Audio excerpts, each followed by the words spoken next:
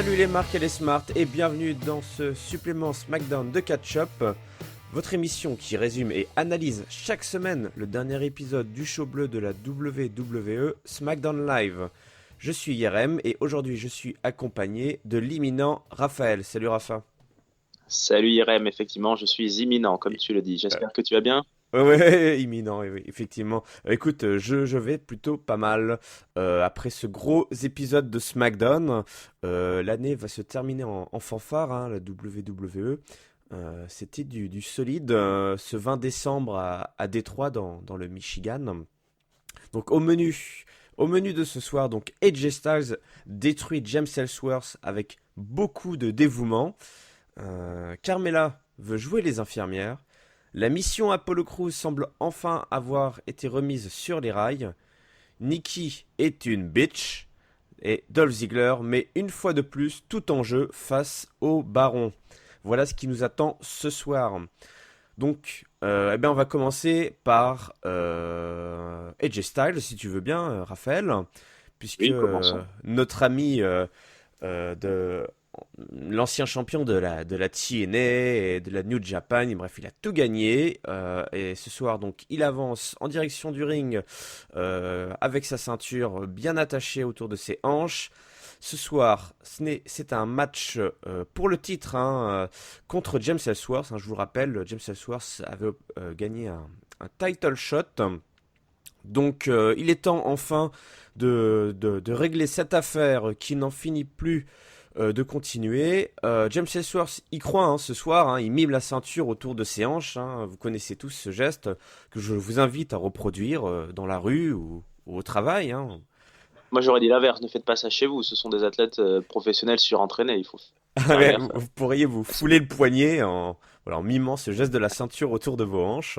Il est confiant et a raison, James Ellsworth, Rafa, puisque il y a une streak, 3-0 pour l'ami James. Il y croit, il y croit. Voilà, il y croit. Nous, on n'y croit pas trop. Enfin, on espère en tout cas qu'il ne faut pas y croire. Grosse ambiance pour cet opener, même si James commence à recueillir un peu quelques huées, mais ça marche toujours.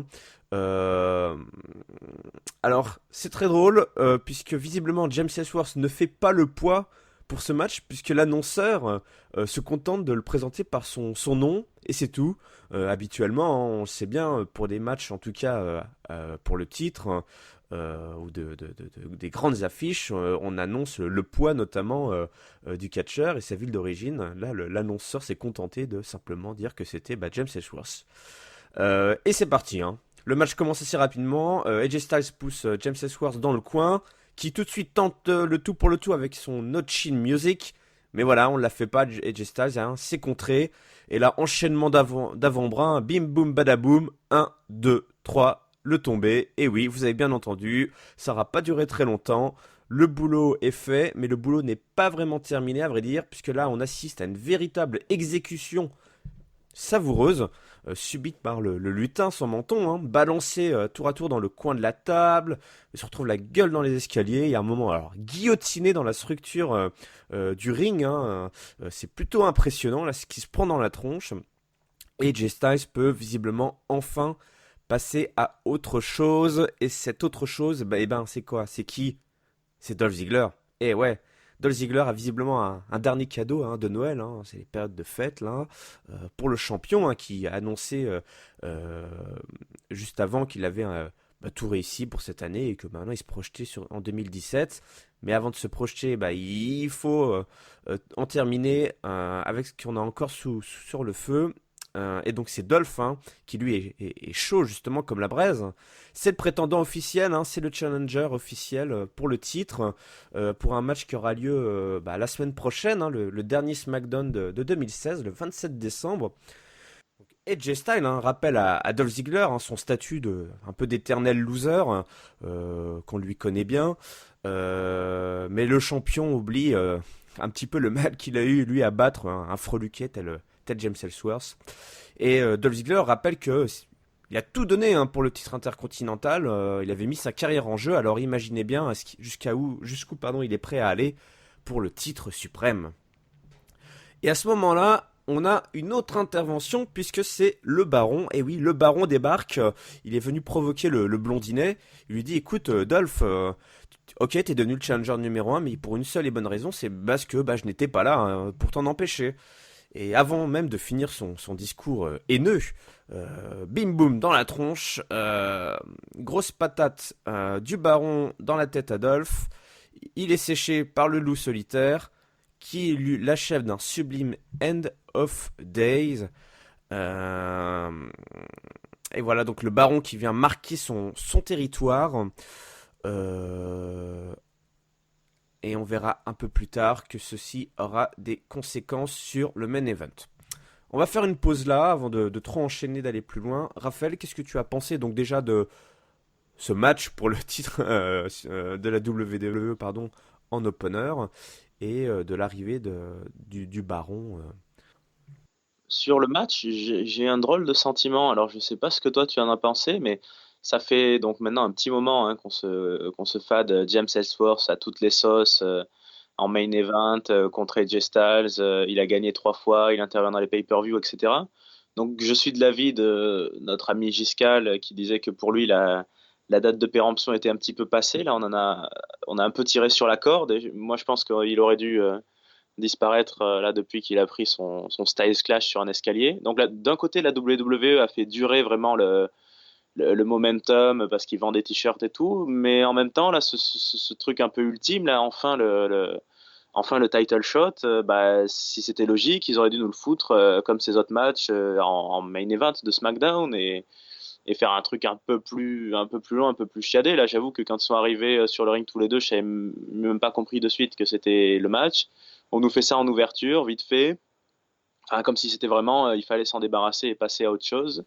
Ouais. Et j'aurais bien aimé que le match soit un poil plus long quand même. J'aurais bien aimé que toutes les petites défonces d'AJ Styles à l'extérieur, comme tu as décrit, se passent un peu plus pendant le match et pas après. Bon, du coup, on a eu, c'est un peu ouais, c'est un peu la fin du rêve, quoi. On lui donne le match en ouverture du show, il se fait défoncer sur des prises complètement banales, il perd au bout d'une minute et après, voilà.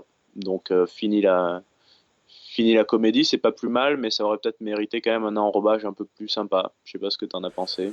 Écoute, moi je pense franchement que on a donné à cette séquence de ce match pour le titre ce qu'il fallait, toi. C'est-à-dire que effectivement ça a fait du bien que ce soit plus en main event.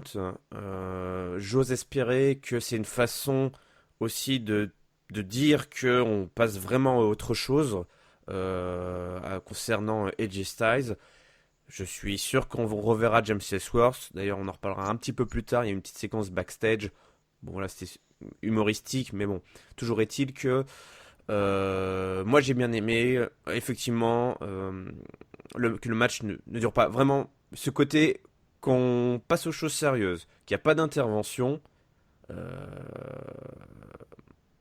de Deus Ex Machina, si on veut, et ben il fait pas le poids. James Ellsworth, c'est juste un gringalet qui a eu beaucoup de chance jusqu'ici. Et donc le fait que ça dure pas longtemps et qu'en plus on ait une phase après d'exécution vraiment en dehors du ring, j'espère vraiment que c'est leur façon de nous dire que voilà, c'est terminé. AJ Styles a enfin eu sa revanche. Il l'a bien montré et on passe à autre chose.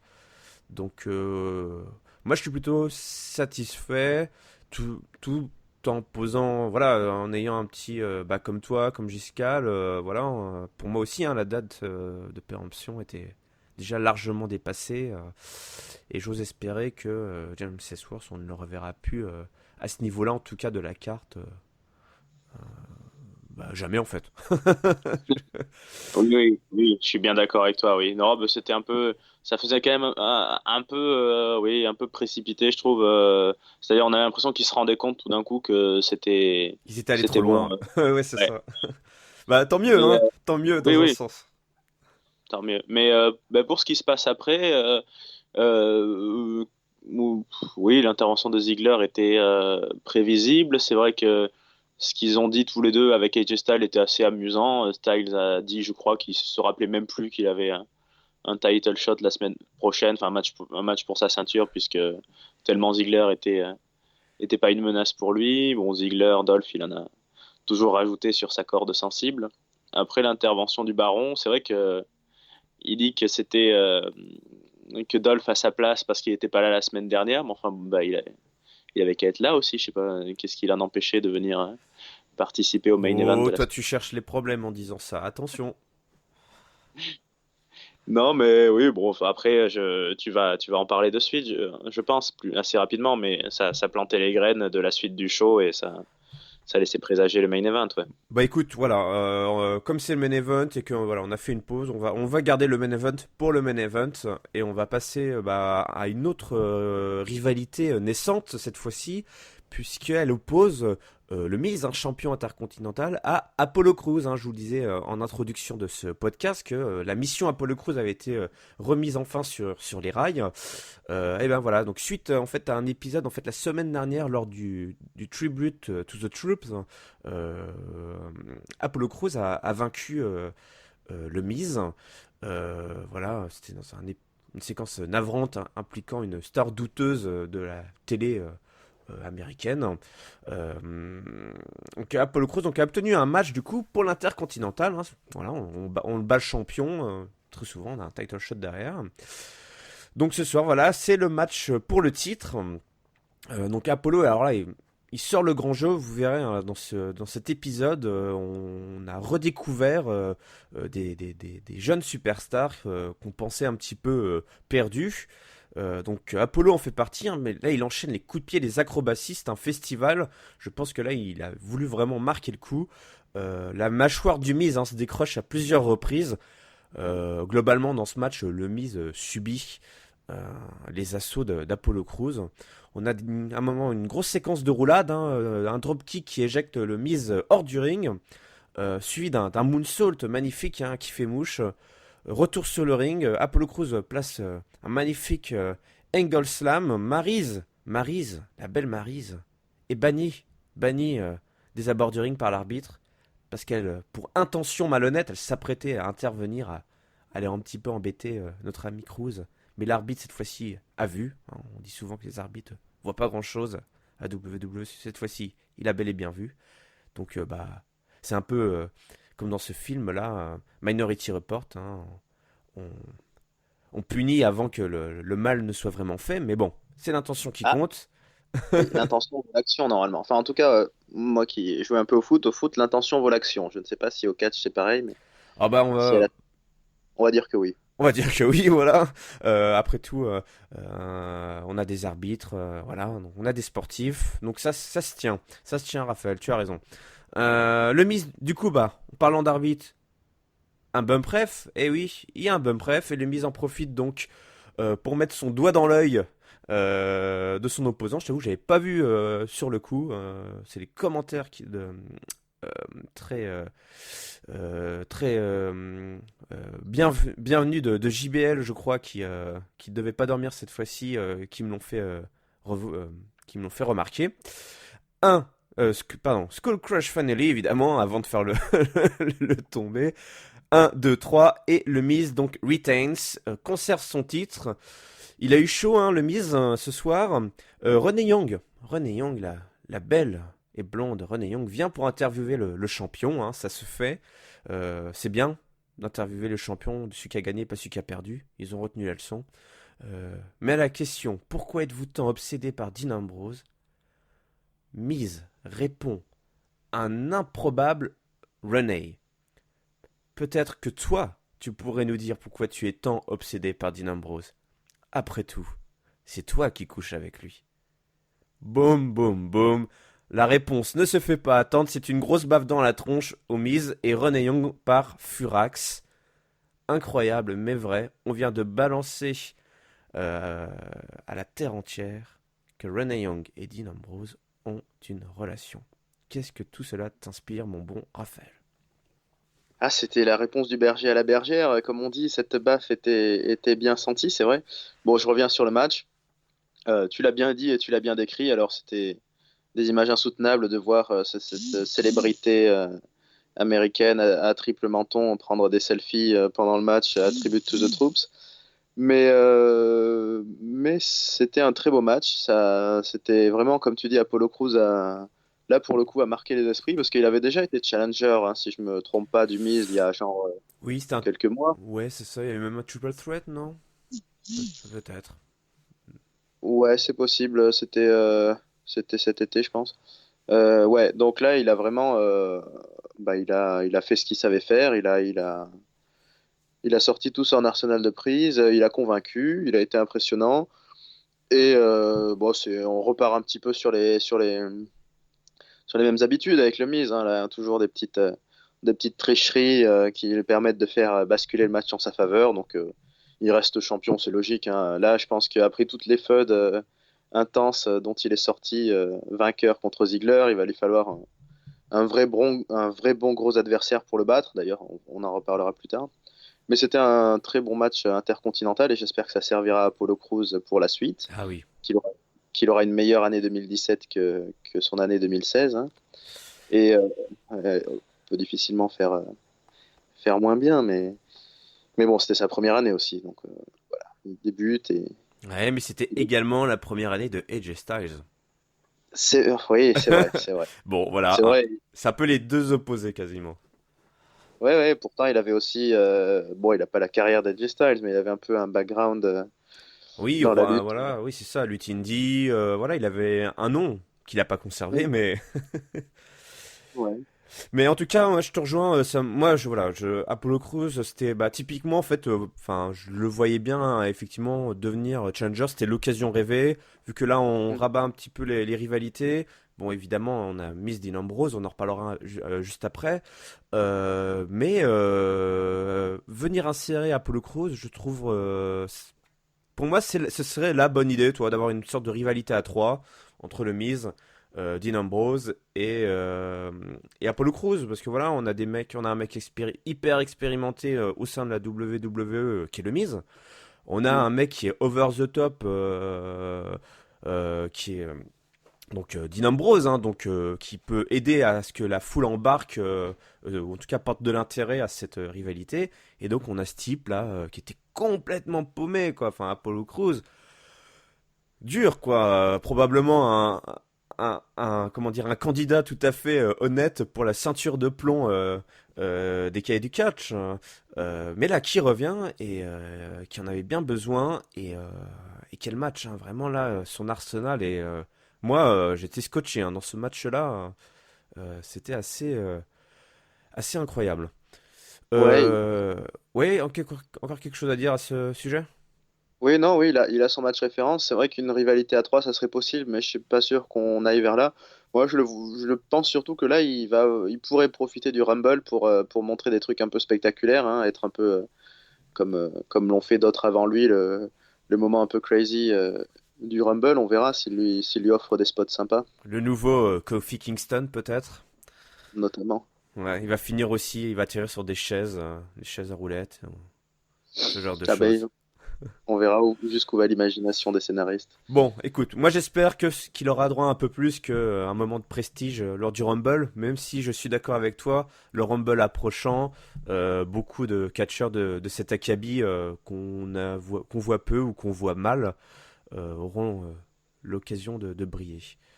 Donc, ouais, je disais, Dean Ambrose. Dean Ambrose, ce soir, il a un match, il est quand même là, hein. Il a un match notamment contre Luke Harper. Et ouais, Luke Harper n'est pas content parce que il a été éliminé hein, par le Lunatic Fringe. C'était la semaine dernière dans le match pour devenir First Contender pour le titre suprême. Euh, C'était assez improbable. Hein, Luke Harper était venu chercher cette opportunité-là. Sans succès malheureusement. Et donc ce soir, il veut régler ça entre les cordes, hein. C'est comme ça qu'on fait dans le catch. Donc après cette balancée à droite à gauche, Luke Harper place un énorme Bossman Slam, catapulte Dean Ambrose dans les cordes, dans les escaliers. Dean Ambrose en prend plein la tronche, hein. Luke Harper est chaud bouillant. Les jeunes, si je puis dire, hein, les jeunes sont chauds ce soir. Dean Ambrose tente en vain de reprendre le contrôle en cassant méticuleusement les métacarpiens du gros Luke, hein. Ça doit faire mal. Ce petit doigt-ci va au marché, comme vous connaissez cette petite comptine. Mais le géant lui pète le dos façon Bane, hein, le méchant dans Batman. C'était assez impressionnant. Euh, Ambrose riposte par une close line volante. On enchaîne les contres. Ambrose se prend le poteau, puis la semelle du pouilleux. C'est le moment. On y va. On se rebiffe. Descente du coude de Dean Ambrose sur la Wyatt Family qui était là. Hein. Randy Orton, Bray Wyatt, venu assister au match évidemment. Dean Ambrose revient sur le ring. Mais évidemment, il est cueilli par un jackknife de Luke Harper qui l'attend. Un, deux, et maintenant simplement deux. On enchaîne les contres. Petit paquet de Dean Ambrose. 1, 2, 3. Et oui, victoire de Lunatic. Et passage à tabac inévitable de la Wyatt Family sur l'ancien champion suprême. Sister RKO, comme je l'ai noté dans mon résumé. Je sais pas, c'est pas mal comme nom ça. Hein. Sister RKO. Oui, c'est pas mal. Enchaînement entre le Sister Abigail et le RKO de Randy Orton. Dean Ambrose se tord de douleur au milieu du ring. Et l'occasion est rêvée pour le Miz, qui est toujours là. C'est un peu le Miz TV, c'est ça, c'est le Miz Show ce soir, qui vient placer un Skull Crush Finally pour parachever le travail. Et voilà.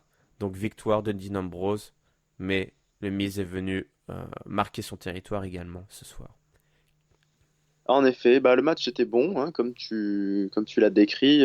Luke Harper est assez impressionnant ces temps-ci. Bon, là, il perd. D'ailleurs, il perd hein, en général, là, comme la semaine dernière, il a été éliminé aussi. Il perd, mais il est impressionnant. Moi, j'ai beaucoup aimé le passage enchaînement poteau, kick dans les dents. Et Dean Ambrose, qui partait en reculant, j'ai cru qu'il allait nous faire le coup où il part dans les cordes et puis il revient. Ben non, il est tombé lamentablement à l'extérieur du ring. Donc, c'est qu'il Oui, avait. ça faisait du bien de voir ça hein, un petit peu. De Ouais, ne pas le voir rebondir dans les cordes. ouais, c'est ça. Non, non, mais c'était un chouette match. Alors, la présence de la Wyatt Family aux abords du ring laissait présager, quelle que soit l'issue, un passage à tabac. Donc, bon, il gagne. Il prend quand même cher là contre Orton et Bray Wyatt. D'ailleurs, j'aime bien moi qu'il y ait cette espèce de Bray Wyatt et Dean Ambrose, c'est un peu une rivalité permanente entre deux esprits torturés, on va dire. Donc que de temps en temps ça revienne un peu à notre bon souvenir. Ah oui, souvenez-vous, hein, la rivalité entre le Shield et la Wyatt Family. Hein. Oui, en plus, oui, c'est vrai que ça prend ses racines encore plus loin. Et Donc ouais. c'est un antagonisme sympa. Et après, il y a le Miz en fourbe qui revient. Donc c'est sûr que c'était pas trop la soirée Dean Ambrose. Là, il a mangé chaud. Et Mais bon, effectivement, ouais. on pourra dire, on sait maintenant qu'après, il pourra passer la fin de sa soirée avec Renee Young. Donc finalement, est-il si à plaindre? Écoute, j'en sais rien. Renee Young a l'air d'être toute colère ce soir, donc je ne sais pas si il faut aller la chercher ou pas, mais la suite dans un épisode de Total Divas, c'est très certainement, faut bien vendre le show. J'imagine que tout ça est lié après tout. Et ben justement, parlons des filles un peu ce soir. Alors, première séquence. Natalia veut s'expliquer avec Nikki Bella. Et oui, ça se chamaille dans les vestiaires. Mais elle est rapidement interrompue par Carmella, hein, qui est venue rajouter de l'huile sur le feu. Hein, n'oubliez pas cette histoire. Nikki Bella avait été attaquée par... et l'agresseuse ou l'agresseur était... l'identité était jusqu'alors inconnue. Elle lui dit... Carmella vient balancer, elle dit Hé Natalia, tu te souviens toutes les crasses que tu as faites ou que tu as dites sur les Bella dans leur dos? Mais ouais, c'est ce qu'on fait des fois. Hein. Ouais, quand on est potes, on se casse un peu du sucre sur le dos. Et là, Natalia répond Mais je t'ai dit ça en privé, hein. Tu n'as pas le droit de révéler ces informations, cette discussion hein, qu'on a toutes les deux. T'es rien qu'une petite cafeteuse. Ça ne vole pas très haut ce soir. Hein. Alors, je vais donc te balancer dans les sapins de Noël pendant que Nikki nous observe en faisant la grimace. Carmella parvient à s'échapper. Et alors là, Natalia se retourne. Donc à ce moment-là, elle est sur la rampe. Hein, et elle s'adresse à Nikki qui est restée un peu observatrice hein, ce soir. Hein. Elle se retourne, donc Natalia, et révèle soudainement l'effroyable vérité. C'est bien elle qui a attaqué Nikki. Eh ouais. Eh ouais, Nikki. Tu croyais qu'on était potes, mais en fait, je te déteste, je te hais. Je suis Natalia Neidhart, le sang royal du catch, et toi, tu es peut-être la championne au plus long règne, mais tu n'es une arriviste, qui a joué de ses charmes avec sa frangine pour parvenir à ses fins. On joue donc toujours ça, sur cette corde-là. Tu es jolie, peut-être, mais tu n'es rien. Même mon chat, on connaît tous le chat de Natalia, vous le suivez sur Instagram, je le sais, a plus de charisme que toi. Et c'est pourquoi que John Cena, ne t'épousera jamais, bitch. Alors les bitch, elle en a placé 2 ou 3, hein, Natalia.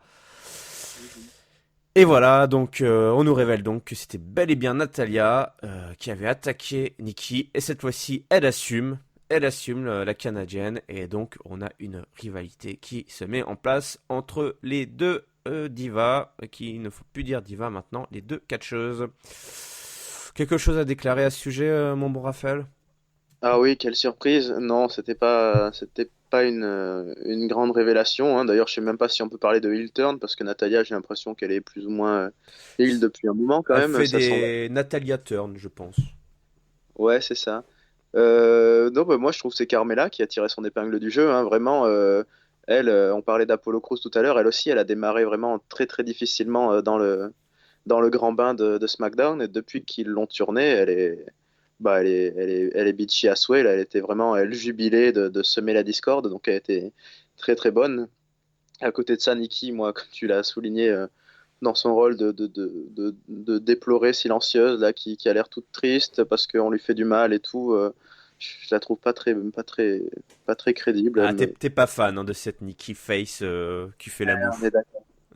On est d'accord. Et le discours de Natalia m'a plu sur certains aspects, hein, elle était assez trash, mais j'avoue que cette espèce de pic final, ouais, John t'épousera jamais. Euh, Oui, effectivement, c'est dommage d'avoir conclu son discours, hein, qui était vraiment plutôt bien foutu, qui dans un sens hein, est dans la continuité déjà de ce qu'avait fait Carmella. Donc on s'en prend à la légitimité hein, de Nikki, à qui on reproche d'en être là parce qu'elle a des gros seins et qu'elle est mignonne et elle sort avec le poster boy de la société. mhm. Des vérités vraies comme on dit. Elle a avec le petit supplément si je puis dire, non pas SmackDown mais le petit côté euh, catchesque, voilà, le sang royal du catch comme elle l'a dit, donc la légitimité catch hein, qu'a Natalia, qui était vraiment bien fait. Écoute, moi je suis ravi. D'ailleurs, je crois que c'était la semaine dernière ou il y a 2 semaines, je ne sais plus, où j'avais dit que j'aurais préféré que Natalia assume tout de suite en fait, toi, elle dise en fait ouais c'est carrément moi toi qui t'a attaqué et boum je te mets sur la tronche plutôt que de ce jeu là de copine ennemi de secret etc. Voilà bon ça a pris un peu de temps, ça a permis Ouais, à Carmella aussi de développer un peu sa hit comme tu l'as dit là vraiment elle était parfaite dans ce rôle là. Donc bon, voilà. On s'en tire pas trop mal avec cette rivalité de merde à la base, il faut le dire. Ou en tout cas qui menait pas très haut.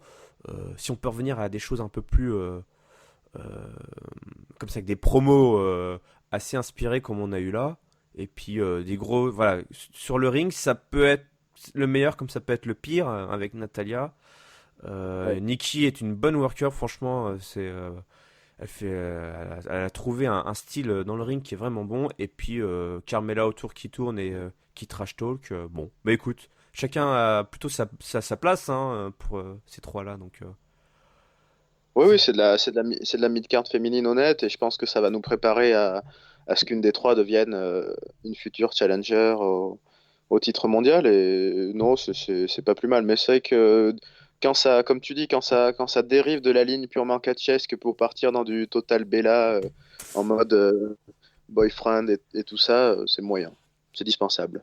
ouais. Eh ben écoute, tu parlais de devenir challenger au titre numéro un de la division féminine. Et ben justement ce Ah, soir, c'est ça. C'est parce que j'ai prévu moi, mais. écoute, ce soir, donc on avait Daniel Bryan, hein, notre GM adoré, ici au supplément SmackDown, qui, après avoir vérifié la santé d'Alexa Bliss auprès du staff médical, eh ben, book un match ce soir entre la championne et une lutteuse mystère masquée. C'est donc une luchador un peu pauvrette, hein, dans un costume assez tristoun de luchador, hein, qui doit affronter Alexa Bliss. Alors une luchador, alors bondissante, rapide, technique, un vrai petit lutin qui court dans tous les sens. On se demande qui ça peut bien être, hein, cette lutteuse ridicule mais super skillée. Donc Alexa reprend quand même le contrôle du match quand soudain, Luchadora, puisqu'elle se fait appeler ainsi, c'est son nom, place Alexa dans un disarmeur. Alexa abandonne pendant que le mystère se résout de lui-même.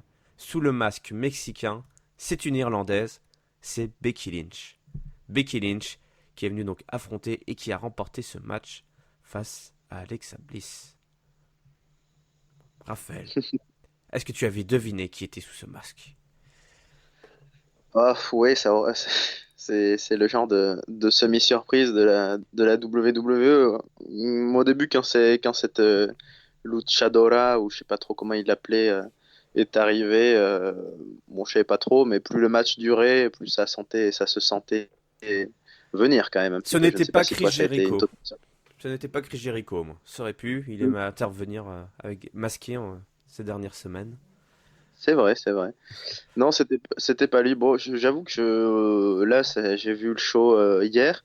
Et encore aujourd'hui, je ne sais pas trop quoi penser de ce passage en fait, parce que je trouve que c'était un petit côté comédie, mais en même temps que Becky Lynch ait un match contre Alexa Bliss, au final, puisqu'elle a sa revanche qui était déjà prévue, ça n'avance pas à grand-chose pour elle. C'était juste un peu pour la rigolade, quoi.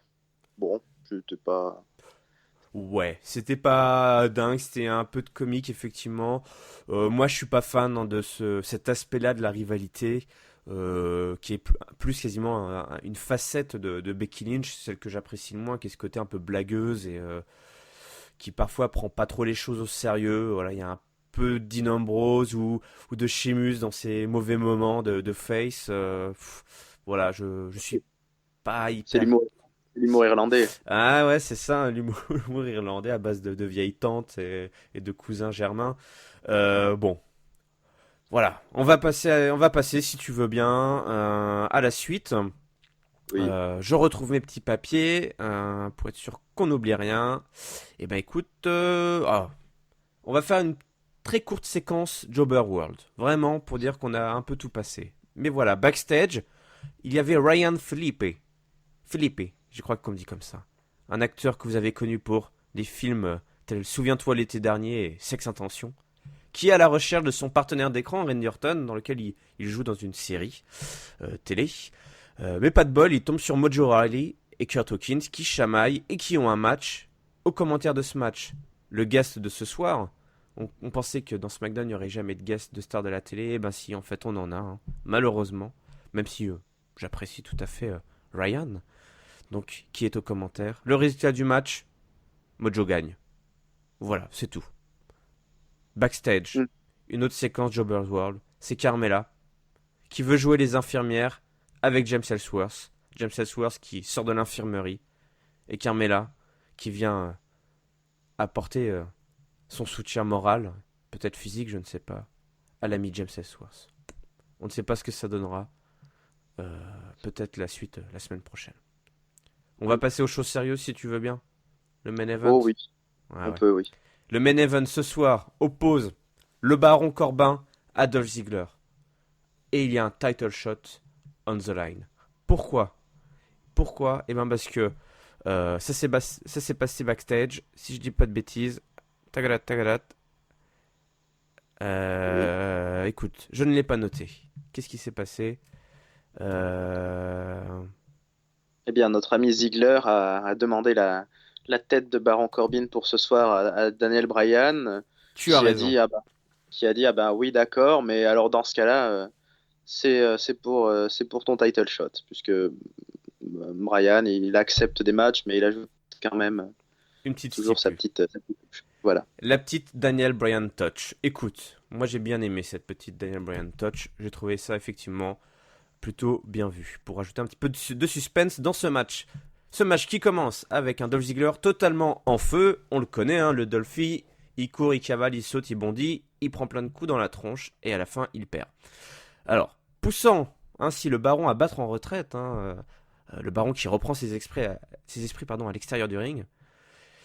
Il revient, il reprend le dessus le baron, il enchaîne les coups de genoux dans l'estomac, des gros coups de genoux, ça doit bien faire mal, vaut mieux pas avoir mangé juste avant. Tentative de tomber infructueuse, ce qui énerve un peu plus le baron, qui balance l'ancien champion intercontinental d'un poteau à l'autre, On a vraiment des grosses séquences où Dolph Ziggler bouffe du poteau, encore du poteau et toujours du poteau. Le Baron, fait preuve d'une étonnante rapidité, glissant autour de Dolph Ziggler. Je sais pas si tu as vu cette séquence où il glisse comme ça, si tu as bien remarqué. Il glisse, il revient, il glisse. Il était étonnamment rapide ce soir. Il exécute le blondinet d'un énième coup de genou. Heureusement, Ziggler reprend ses esprits, il place son Ace Famer, il tente un petit paquet, il se fait contrer par un Stio. Baron Corbin contrôle le ring. Il provoque AJ Styles qui est là aux commentaires. Une énorme close line. Mais Dolph Ziggler survit. Zigzag, 1, 2, simplement 2. Le Deep Six du Baron, on se rend coup pour coup. Simplement 2 également. Les deux superstars sont en feu. Le Baron reprend son travail de démolition à l'extérieur. Dolph Ziggler finit dans AJ Styles, balancé par le Baron. Plus personne ne fait attention aux décomptes à base de 10, 10, 10. Mais c'est bien un 10e 10, si je puis dire, hein, le Perfect 10, qui sonne la fin du match. Et oui, tout le monde est resté un peu trop longtemps en dehors du ring. Coup de chaise du champion AJ Styles sur les deux adversaires, parce qu'il y en a marre. Intervention de Daniel Bryan. La sentence tombe. La semaine prochaine aura lieu un triple threat match pour le titre, opposant Dolph Ziggler et AJ Styles au Baron, qui vient donc de marquer des points dans le roster. Bravo Baron. Qu'en as-tu pensé, mon bon Rafa? Ça, on peut pas dire le contraire. Depuis plusieurs semaines maintenant, hein, le Corbin grimpe les échelons et on sent qu'on va en faire un solide, euh, peut-être pas main eventer permanent, mais ouais, dans le haut de la carte, entre la mid-card et le main event. C'était un vraiment très bon match. Et là, on parlait d'Apollo Crews tout à l'heure. Et ben, Ziggler, Baron Corbin, on l'a eu, cette feud, il y a pareil, quelques mois. Je sais plus trop quand c'était, au printemps peut-être. Quand il y avait eu le passage avec Ziggler qui s'était habillé en habit de lutteur là, pour lui mettre un coup de pied ou un coup de poing dans les parties. Je sais plus si tu te souviens de ça. Si je m'en souviens, je ne sais pas si ce sont des bons souvenirs, mais je m'en souviens effectivement. Ben voilà, c'est ça que je voulais dire, c'est qu'on a vu Apollo Crews progresser en quelques mois contre le Miz, et là on voit Baron Corbin 6 mois ou je ne sais pas combien de mois après sortir contre Ziggler, là vraiment un excellent match de main event de SmackDown. Donc Incroyable. c'était très très très très belle progression pour le loup solitaire. Bon match de Ziggler, hein, il faut le souligner, c'est pas parce qu'on en a plus l'habitude que c'est pas à souligner. Et je m'attendais pas à ce final. Moi, je pensais que Ziggler allait encore surpasser l'adversité. Je sais pas trop si je suis satisfait ou pas. Ça va être un beau triple threat. Ça va être un bon match, je pense. J'aurais peut-être aimé un peu plus de spotlight juste sur Ziggler, l'affiche 1 contre 1, mais bon, ça arrive. Il y a pas le temps de broder une rivalité puisque c'est déjà la semaine prochaine. Donc écoute, plutôt curieux pour cette affiche de la semaine prochaine. Et on avait une vraie belle affiche de main event là pour ce SmackDown, donc je pense que le public de Détroit était content. Écoute, je ne faisais pas partie du public de Détroit, mais j'étais content quand même, Et également. oui. Comme le public, je suis d'accord avec toi, on a eu un énorme main event, euh, pour un weekly évidemment, hein, Mhm. et impliquant le Baron. Et vraiment, cet épisode, une des choses que j'aurais retenu, c'est vraiment cette poussée là, les petites fusées qu'on a mis au cul de certains petits jeunes. Et Baron, à la base, le Baron, enfin, j'ai toujours aimé le Baron, on s'en cache pas au supplément, le Baron est le bienvenu, hein, c'est un de nos chouchous, mais enfin, tu te disais toujours, ouais, bon, enfin, il y a côté un peu blague. Est-ce qu'il pourra faire mieux que ce qu'il propose depuis NXT? Et en fait, ouais, tu lui donnes un match comme ça contre Dolph Ziggler, je ne sais plus combien de temps ça a duré, 10, 15 minutes. Oui, je pense au moins 10 minutes, ouais. Plus de 10 minutes. Et le mec a délivré. Le mec a vraiment délivré un sacré match. C'était solide. Il y avait plutôt une bonne alchimie entre les deux. Il a un bon arsenal, hein, le Baron, quand même. On lui a donné ou laissé ou j'en sais rien, mais des sacrées prises. Il a Mhm. plusieurs prises qui pourraient être des finishers. C'est vraiment impressionnant. Et là, en plus, il a montré une facette de lui qu'on connaissait moins, puisque c'est plutôt le mec lazy, le Baron, hein. Et ben non, le mec, il glisse, il cavale quand il faut, hein. C'est pas non plus C'est pas le luchadora qu'on a vu tout à l'heure. Mais voilà, ça rajoute un peu, on construit, voilà, on enrichit un peu le personnage. Et alors, par contre, là, effectivement, pour le Triple Threat, écoute, je ne sais pas. Je suis content pour le Baron. Comme toi, enfin, j'aurais aimé hein, avoir mon affiche Ziggler et AJ Styles propre, nette, toi en un contre un. Ouais. Mais du coup, bah voilà, comme tu dis, faut aller vite. C'est pour un weekly. Il y a peut-être une idée derrière avec le Baron. Écoute, moi, voilà, je vais pas cracher dans la soupe, comme on dit. Enfin, on pousse les petits jeunes de SmackDown. Donc, on verra ce que. Voilà, ça rajouter effectivement ce petit critère curiosité qu'on retrouve dans le gauchomètre. Et ben voilà, là, il a monté grâce à l'inclusion de Baron Corbin dans la title Mm. picture. Et on peut souligner que pour le dernier SmackDown de l'année, là, à Chicago, Illinois, on va avoir du gros lourd quand même. Alors, je sais que la WWE a l'habitude de faire des grosses affiches à Chicago parce que voilà, la foule est un peu exigeante, c'est normal. Non, D'ailleurs, il n'y a non, pas eu des chants CM Punk à un bah moment de. écoute, les grands esprits se rejoignent, hein, parce que j'allais justement t'en parler, vu que tu parlais de Chicago. Effectivement, la foule c'est un peu triste, hein, je trouve, mais effectivement, à chanter des chants CM Punk bah, lors du main event, je crois, c'était assez. Voilà. Moi, j'aurais dit lors du match, du Jobber World, là, c'était pas Mojo Rawley. Je sais plus. Oh, bah écoute, il y en a peut-être eu plusieurs alors des chants CM Punk. C'est mal, il faut pas faire ça, hein, les gens. Écoute, moi je crois malheureusement qu'il y en a eu pendant le main event, à un moment donné. Mais bon, écoute, cette foule incontrôlable hein, de Smart, de Détroit. Mais bon, on sent qu'effectivement, Chicago arrive, comme on dit. Chicago is coming. Et il va y avoir du lourd, tu as raison. Tu as raison, tu parlais du Triple Threat match. Qu'est-ce qui nous attend la semaine prochaine d'après toi? Bah, là, il faut que je fasse appel à ma mémoire de moins de 24 heures, donc c'est un bon exercice contre l'Alzheimer. Je pense que le rematch de Becky Lynch, c'est la semaine prochaine aussi, hein. Ah oui. Et, on peut en parler, tu ne l'as pas évoqué, et moi-même, j'ai pas trop compris ce que c'était. On aura une sorte de Fatal 4-Way pour les tag teams, corner match. T'as vu passer Ah ça? oui, ah oui. Alors j'ai vu effectivement la vignette, puisqu'effectivement, notre ami Zack Ryder, puisque il est copain avec tout le monde, hein, Oui. est blessé. On a eu des images insoutenables hein, d'opération. Il est blessé, Mhm. ce qui met complètement out les Eyebrows qui avaient gagné leur statut de challenger, leur title shot. Donc effectivement, et ben pour résoudre cette équation, on a visiblement mis en place. Alors pour la semaine prochaine, c'est ce que tu es en train de dire? Oui, c'est ça, hein, je crois que c'est next week. Eh bah dis donc, ça va être assez incroyable. Voilà, un Fatal 4-Way, Corner Elimination Match. Écoute, je ne sais pas du tout ce que c'est. On ressort un peu les vieilles stipules là, en ce moment. Hein, on met des cages au-dessus des rings.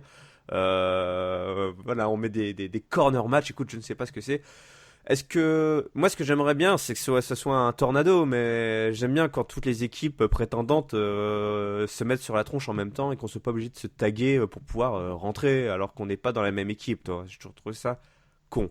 Maintenant, Ouais, alors, ouais, t'as raison. Et j'essaie en train de réfléchir, mais je suis pas sûr de me souvenir du casting. Donc, il y a les Wyatt qui sont champions, il y a les American Alpha et les Usos, je suis quasiment sûr. Mais alors, qui est la quatrième équipe? eh ben les anciens champions, Slater et Rhino. Ah oui. Slater et Rhino, exact, oui, c'est ça. Ouais. Et oui, qui sont toujours là. Alors, d'après toi, allez, un petit pronostic.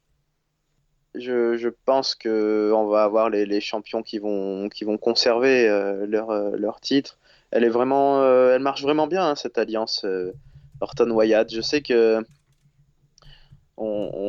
les rumeurs parlent d'un match entre les deux pour WrestleMania. J'ai presque envie de dire ça va arriver tôt WrestleMania. En fait, j'ai presque envie que là, en plus ils sont trois, ils ont l'air intouchables quoi. J'ai envie qu'ils partent pour un vrai long règne de tag team là, et puis à la limite plutôt une affiche entre les deux, une scission pour SummerSlam. Je vois bien une scission, genre une dispute pour le Money in the Bank ou un truc comme ça, mais qui tiennent champion la famille Wyatt pendant 4-5 mois, ça me paraît tout à fait faisable.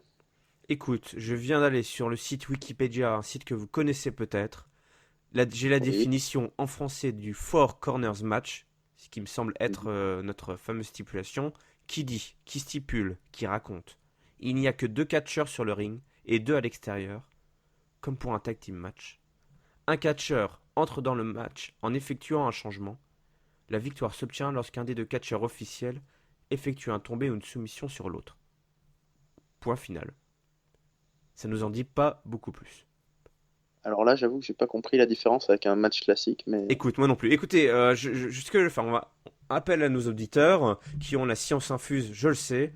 Écoutez, si vous savez ce que c'est que cette stipulation qui nous attend pour le Tag Team Championship, balancez dans les commentaires sur YouTube. Comme ça. Et sinon, ça sera la surprise à Chicago. Oui, c'est terrible quand même ces matchs où les gens comprennent pas trop la stipu. Il y a toujours des moments de flottement au moment où les gens font des tombées et en fait non, le match n'est pas terminé parce qu'en fait c'est par élimination ou bon, on verra, ce sera la surprise. Bon, écoute, on arrive, le mot de la fin, le top, le flop et la note de Raphaël pour cet épisode de SmackDown. Alors mon top, je pense que on va peut-être avoir le même, mais je vais mettre Baron Corbin Damn it. qui nous a régalé et qui le mérite. J'ai hésité avec Apollo Crews, mais les deux le mériteraient, mais on va mettre le Baron quand même. Euh, le flop, j'en ai pas trop trouvé, hein, il faut dire ce qui est. C'était un bon show. Alors ça va être un flop Jobber World, quoi. On va mettre Kurt Hawkins qui a re-signé à la WWE avec une gimmick pourrie pour faire le Jobber. Bon, on en attendait pas beaucoup plus de lui, je pense, mais on comprend bien là au bout de quelques semaines qu'il sera pas là pour faire un grand rôle, l'ancien des Edgeheads. Et la note, enfin oui, tu voulais dire quelque chose? Non, je t'en prie. Rien de spécial. Et la note, écoute, un bel épisode, donc 4 sur 5 pour moi. Eh ben, une bien belle note. Écoute, moi, mon top, effectivement, je l'aurais donné au Baron, mais du coup, bah, ce que je vais faire, je vais le donner à Apollo Crews. Tu as raison. Il nous a sorti un numéro dans sa tête. On dit souvent, hein, enfin, parfois, ces jeunes catcheurs loupent un peu l'opportunité qu'on leur donne de briller, hein. On pense notamment à la scène tag team qui est remplie de petits jeunes, Easy Ascension, les Vaudevillains, etc. Bon, des fois, on les aide pas avec un booking dégueulasse. Mais voilà, Apollo Crews, là, il a délivré, il a fait ce qu'il fallait faire. On lui a donné le temps aussi pour le faire. Et voilà. Voilà. Du bon boulot, Apollo. Bravo. Chapeau. Mon flop, toujours pas d'Undertaker. Où est l'Undertaker? On ne sait pas où il est. On se le garde sous le coude. Il a dit qu'il revenait à temps plein. Il nous a menti. L'Undertaker est un menteur. Et oui, j'ose le dire sur cette antenne. Ouais. C'est mal de mentir, Undertaker. Alors, est-ce qu'il sera là la semaine prochaine? Ah, c'est vrai que à Chicago, hein, ça pourrait satisfaire une foule. Quand on n'a pas CM Punk sous la main, on peut sortir l'Undertaker, ça fera quand même baver quelques smarts. Mais enfin, je sais plus trop. Là, je sais plus trop. Ouais, moi aussi, je me sens un peu trahi par mon idole d'enfance, là, tu vois. Ouais, c'est dur, hein. C'est dur. Ouais, Bon, ouais. voilà, il faut la vie continue, mais sans Undertaker pour l'instant. Ouais, la vie continue, mais la mort nous déçoit. Déçu par la mort, c'est Raphaël. C'est Raphaël tout craché. Écoute, moi ma note, allez, 4,25. Puisque j'étais quand Oh, même... Ah oui, j'étais enthousiasmé par ce show. Vraiment, j'étais scotché quasiment du début à la fin. Je suis fier de faire partie du supplément SmackDown. La brande bleue, ça déboîte. Vraiment, bi- au top du top. c'est Bon, vrai. eh ben Rafa, merci à toi d'avoir participé au supplément SmackDown. Eh ben, merci à toi d'avoir présenté avec brio et de m'avoir accueilli. Ce fut un plaisir. Écoute, il n'y a pas de quoi, ça fait toujours plaisir de recevoir d'autres chroniqueurs hein, dans ce supplément SmackDown pour partager ensemble les bonnes choses comme les mauvaises choses offertes par la WWE. C'est Écoute, vrai. je vais inviter tous nos auditeurs à continuer à nous suivre hein, sur iTunes, le podcast disponible, on s'abonne toutes les semaines, ça tombe directement dans vos cages à miel, c'est bien fait. Également sur PodCloud, c'est du Made in France, hein, PodCloud. Ça vous permet d'écouter en streaming ou de télécharger directement le MP3. Si vous avez encore vos vieux baladeurs MP3, là, vous savez pas quoi en faire. Ou pour mettre dans la voiture peut-être. Pour nous écouter en conduisant. Ça peut être pas mal. Ah, ça, c'est une bonne idée, oui. Je crois que c'est autorisé. Hmm. Si vous prenez voilà ce week-end la route pour rejoindre votre famille pour les fêtes de Noël, eh bien voilà, écoutez-nous sur la route et Ça vous paraîtra pourrez moins long. briller. Voilà, vous pourrez briller ensuite au repas de famille en expliquant les règles d'un corner match tag team. Enfin, Écoute, je crois que c'est autorisé, hein. J'ai passé le code, hein, l'examen du code récemment, et je n'ai pas eu de questions à ce sur le sujet catch. sur le catch. Donc je pense que c'est autorisé d'écouter des podcasts de catch tout en conduisant. Je pense même que ça vous permet d'être plus concentré sur la route. Eh oui, Mm, mm. je pense. Peut-être que je dis des conneries, surtout avec un pay-per-view qui s'appelait Roadblock, qui a eu lieu la semaine dernière. Mais bon. Alors, Ouais, mec. C'était un peu une sortie de route, malheureusement. c'était un peu une sortie de route. Toujours est-il, vous pouvez également nous suivre sur YouTube, hein, pour les amoureux de Google, la plateforme YouTube et ses YouTubeurs. Nous ne sommes pas des YouTubeurs, je vous rassure. Nous sommes juste des amateurs de catch. Et donc, je sais pas où je vais là avec cette outro, mais suivez-nous, mettez-nous des pouces, n'oubliez pas. Mettez-nous des Mm, 5 étoiles, 4 étoiles, 3 étoiles. Peut-être pas 3, peut-être pas 2, mais 4. Allez, si vous aimez pas, mettez 4. Si vous aimez, vous mettez 5. C'est pas voilà. mal. Ça nous permet d'être un peu plus visible et vous êtes comme ça un peu plus nombreux chaque semaine. Malheureusement, j'ai une mauvaise nouvelle pour nos auditeurs. La semaine prochaine, c'est bye week, comme on dit dans la NFL. C'est semaine de repos. Il n'y aura pas de supplément SmackDown. Il n'y aura pas de catch-up pro. Parce que voilà, nous aussi, on va célébrer un peu cette fin d'année dignement. Avec à base de dinde, peut-être. Je ne sais pas ce que tu as prévu de manger, Rafa, pour Noël. Eh bien, moi, ce sera du chevreuil, Ça, figure-toi. j'avoue, ça devient un peu intime là, ce numéro, mais écoute, j'en Oui, profite. bon, Du voilà. chevreuil, c'est très bon. Du gibier, Chevreuil écoute. du Médoc, voilà. Voilà, un Donc, bon vin bien costaud pour aller avec. mhm. Ah oui, c'est pas mal le chevreuil, écoute. Moi, j'aurais peut-être du sanglier, toi. Peut-être Ah, du sanglier, je sais pas. Voilà, enfin. ça dépend. Ben, auditeurs, dites-nous en commentaire ce que vous allez manger pour Noël. Voilà. Donnez-nous, voilà, expliquez-nous la stipulation Four Corner Match et dites-nous ce que vous allez manger pour Noël. Ça nous ferait Voilà. plaisir. Parce que donc moi, du coup, pour mon 25 décembre, c'est une stipulation chevreuil match. Toi, c'est plutôt Sanglier dinde, match. ouais. Iron sanglier match pendant 1 heure. Non, c'est pas ça. Oh, écoute, ça va être probablement plus. Tu connais, hein, ces Oui, repas de famille qui c'est sûr. durent. Voilà, on arrive, on termine le repas, il est 19h. Voilà, on prend un petit café et il est 19h, le repas se termine et puis bah après, qu'est-ce qu'on fait? Est-ce que vous avez encore faim? Bah non, on mangera pas le soir. Bref, écoute, voilà, je souhaite à tous nos auditeurs en tout cas de passer d'excellentes fêtes. On se retrouvera pour le supplément SmackDown du coup, en 2017, hein, et ouais, en 2017.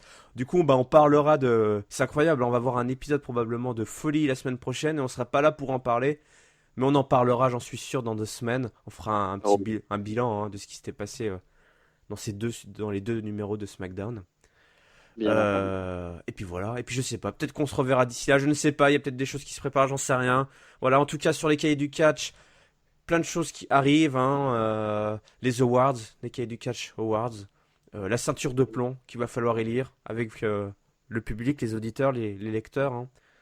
Ça Et se... oui, n'hésitez pas à vous inscrire sur les cahiers du catch et à lire les articles récapitulatifs de 2016 qui vont sortir et effectivement de voter pour ce trophée que nous sommes les seuls à décerner, la ceinture de plomb, hein, qui compte dans son palmarès des hommes comme, si je ne me trompe pas, le Great Khali, Ryback et l'Ascension et Cameron, je crois, c'est la dernière en date, hein, Cameron, il me semble. C'était l'année dernière.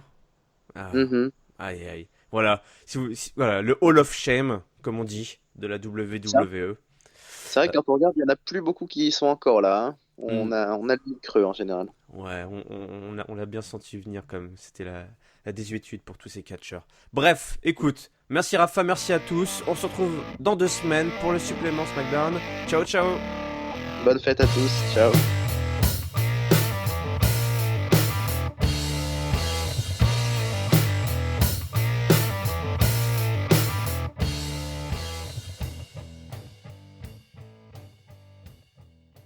Enfin, nous, voilà, au Quai du Catch, on respecte les traditions, bordel.